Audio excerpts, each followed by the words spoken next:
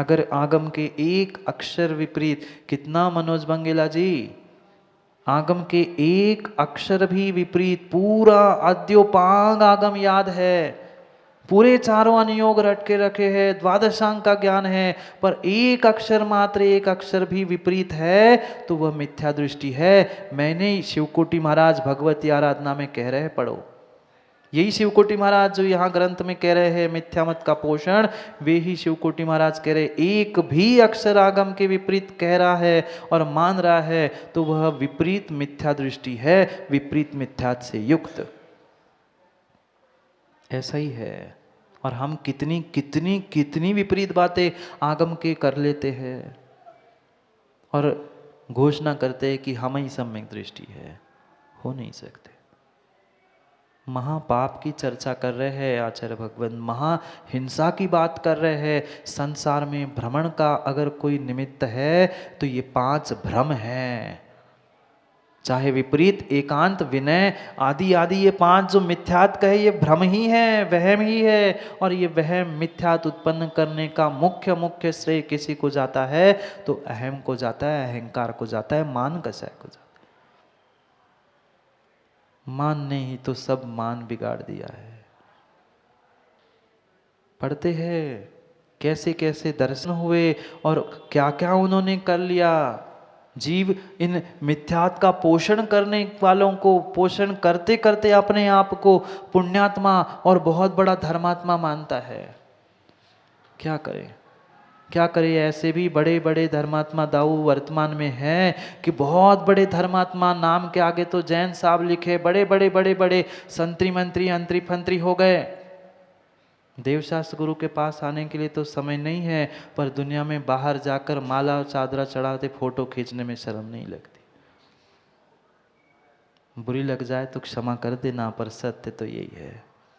महाराज जी व्यवहार निभाना पड़ता है, बिल्कुल सही है, व्यवहार निभाना पड़ता है, नरकों में भी जाके व्यवहार निभाना पड़ेगा। कठोर लगता है, पर कठोर नहीं लगेगा तो कुंभ भी घट, मिट्टी भी घट नहीं बनती। सत्य को मानना तो पड़ेगा, सुधरो नहीं सुधरो तुम्हारा विषय है, पर मानना तो सत्य को पड़ेगा ही पड़ेगा। 1 नहीं, 2 नहीं, 3 नहीं, 363 मत वह आगम में बताए है जिसको उत्पन्न करने वाला वह मारीची दीर्घ संसारी हुआ। बने तो, पर वे 5, वे भले ही 363 कहे हैं, पर 5 मिथ्यात के अंतर्गत ही उनका विभाजन होता है। कुछ विपरीत रूप है, कुछ एकांत रूप है, कुछ अज्ञान, कुछ संशय और कुछ विनय रूप है। ऐसे भी दर्शन हो गए। अभी नाम पढ़ेंगे, चारवाक नाम का एक दर्शन हुआ। भले ही वह दर्शन और उसका अभी अस्तित्व नहीं है, पर उस सिद्धांत में जीने वाले आज के वर्तमान के बहुत सारे युवा है। क्या करना है महाराज जी, किसने देखा स्वर्ग, किसने देखा नरक, कौन जाता है, यही बस जहाँ यहाँ रह रहे हैं बढ़िया खाने पीने के लिए। हाँ, एक बड़े बहुत पंडित आए थे, मनोज भाई एक पंडित आए थे, आचार्य जी के साथ थे हम, तब एक नगर शायद छत्तीसगढ़ में थे। वहाँ एक कोई बहुत बड़े ज्ञानी प्रतिष्ठित व्यक्ति पहुँचे और कह रहे महाराज जी कहाँ लगे हो, स्वर्ग नरक की बातें दे रहे तुम, ये क्या सिखा रहे शिष्यों को। हमारी करोड़ों की जायदाद है, 5 मंजिल का बंगला है, आगे पीछे नौकर है, गाड़ी है, खाने पीने की टाइम पे है, जो कहूँ कहने की आवश्यकता है, सामने खड़ा होता है, ये स्वर्ग है। कहाँ स्वर्ग देखा है? और जो रोड पे पड़ा हुआ भिखारी वो नरक है, यही तो स्वर्ग नरक है। कौन से स्वर्ग नरक की बात कर रहे?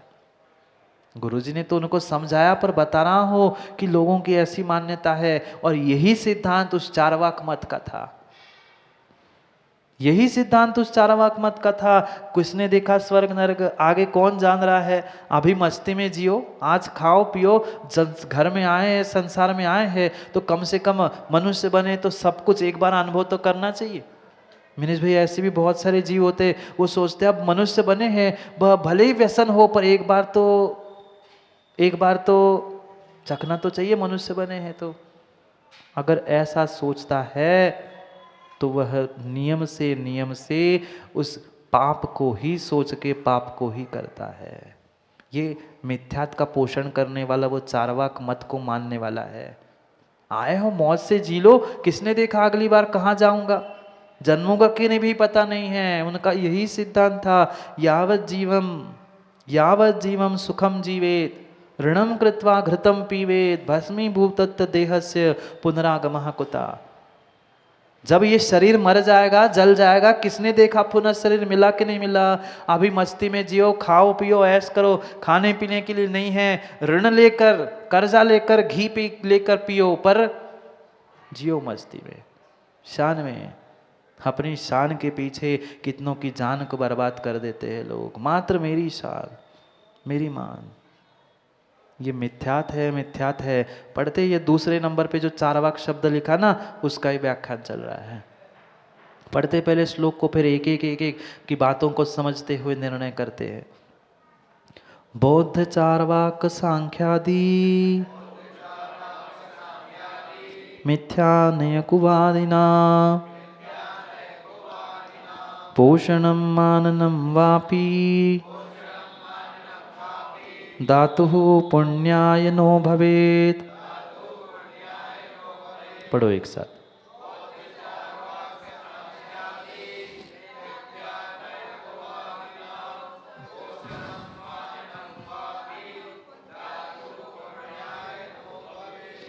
धातुः पुण्याय नो भवेत्, ये पुण्य देने वाले साधन नहीं है।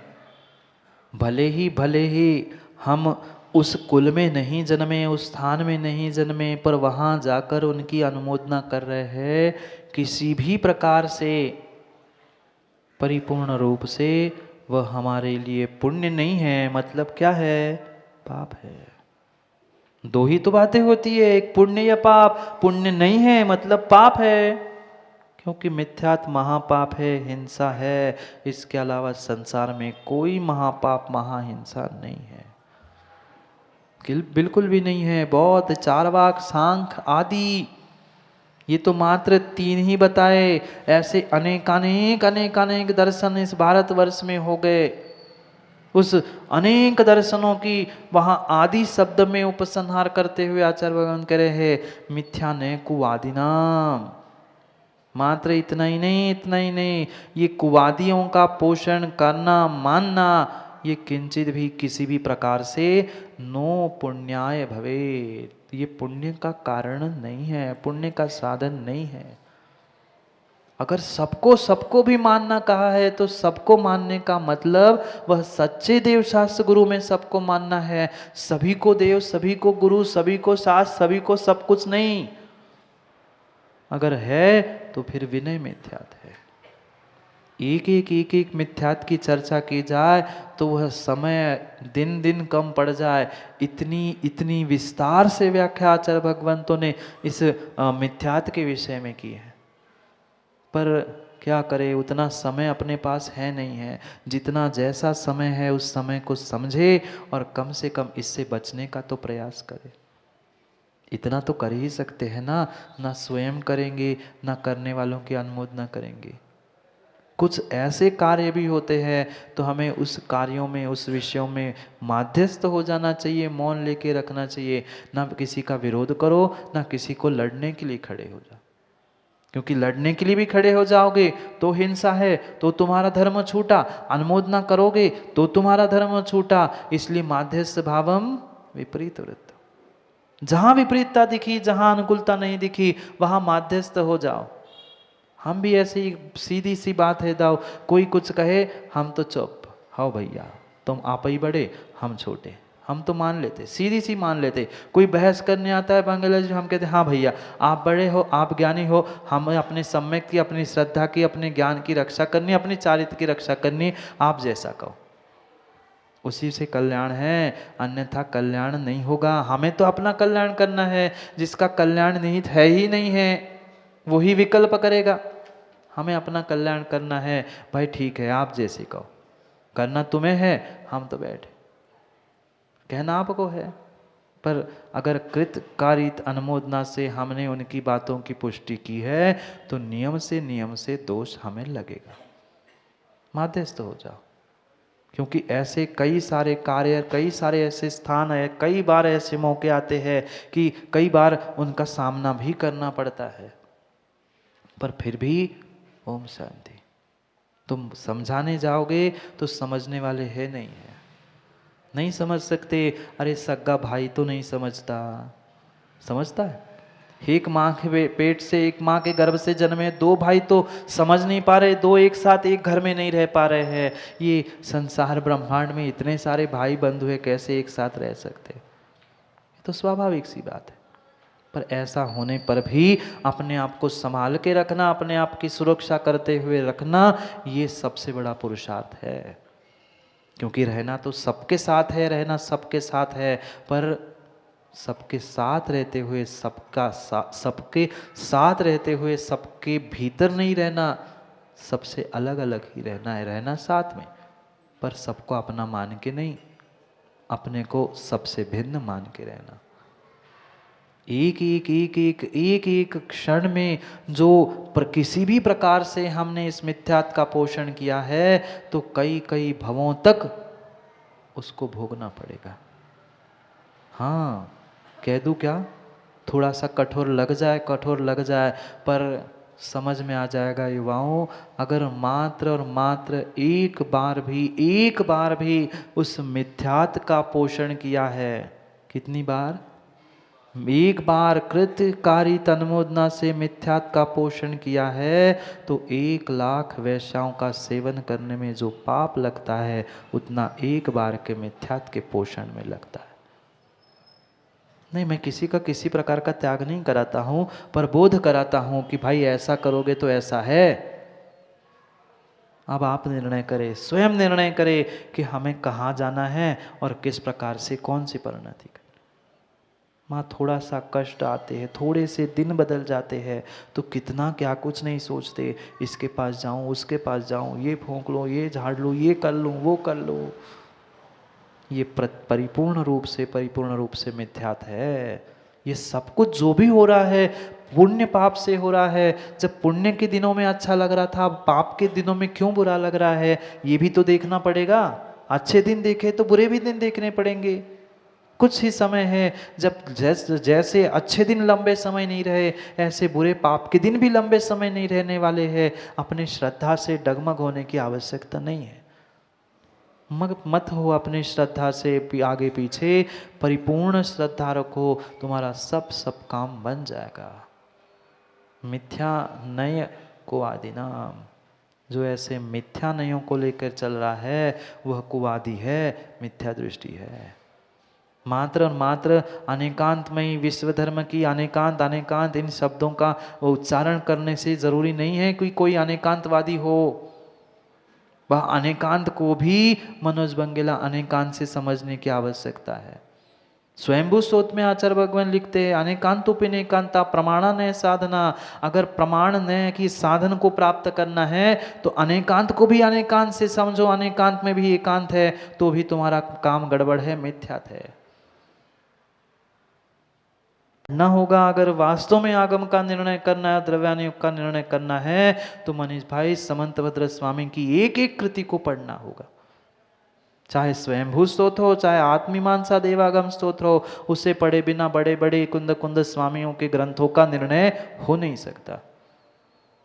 क्यों नहीं निर्णय सम्यक हो पा रहा है? क्योंकि छोटे छोटे उन ग्रंथों को, जैसे आलाप पद्धति, परीक्षमक सूत्र, न्याय दीपिका, ये देवागम स्तोत्र, इन मूलभूत अगर दर्शन ग्रंथों को नहीं पढ़ा है, न्याय ग्रंथों को नहीं पढ़ा है, तो बड़े बड़े आचार्यों के बड़े बड़े ग्रंथों के साथ भी और अपने आत्मा के साथ अन्याय होगा। इसलिए न्याय ग्रंथों को पढ़ने की आवश्यकता है। न्याय क्या है, किस प्रकार से है, उसको बोलना कैसे जाता है, आलाप पद्धति में सिखाया। वही परीक्षम सूत्र में प्रमाण, प्रमाणाभास आदि की चर्चा की। इन सबको बहुत अच्छे से समझना होगा। मात्र वह पर दर्शनों का खंडन और स्वमत का मंडन करने के लिए तो परीक्षमुख सूत्र बहुत सारे जीवों ने पढ़ ली इस चतुर्मास में, पर इन्हें पढ़े बिना काम नहीं होगा। मिथ्या न मिथ्या समो मिथ्या चेत मिथ्या एकांततास्तिना।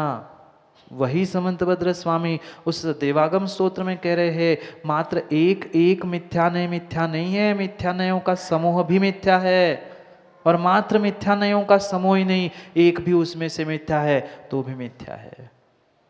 इसलिए एकांत से अनेकांत का निर्णय नहीं होगा, अनेकांत को अनेकांत से लगाना होगा। जो नियतवाद है वह नियतवाद भी हमारे पास है, पर वह सम्यक नियतवाद है, एकांत से नियतवाद नहीं है।